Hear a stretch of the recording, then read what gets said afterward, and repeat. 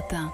Jean-Michel Blanquer avait fait toute sa rentrée sur un chiffre, eh bien ce n'est pas le bon. Le ministre de l'Éducation nationale avait annoncé 1800 suppressions de postes dans le secondaire. Il est contredit par son propre cabinet qui parle de 2600 postes en moins au collège et au lycée. Il faut tirer tout cela au clair.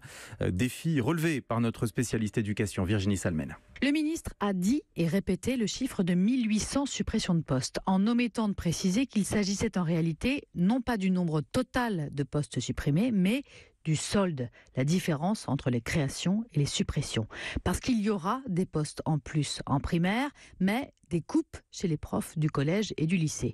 Or, à quelques jours de la présentation du budget, les chiffres se précisent et ce sont finalement 2600 postes de profs du secondaire qui vont disparaître et pas 1800 et même 3200 si on compte ceux du privé. Sur la logique qui le guide, Jean-Michel Blanquer l'explique clairement.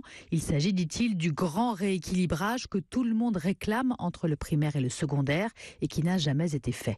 Le SNES, le principal syndicat chez les profs, ne décolère pas et parle de dissimulation, de méthodes héritées des années Sarkozy, mandat traumatique pour les enseignants qui avaient assisté à la suppression de 80 000 postes avant que François Hollande n'en recrée 60 000. Le syndicat appelle à une riposte rapide avec des appels à la grève avant les vacances de la Toussaint. Virginie Salmen, la spécialiste éducation d'Europe 1.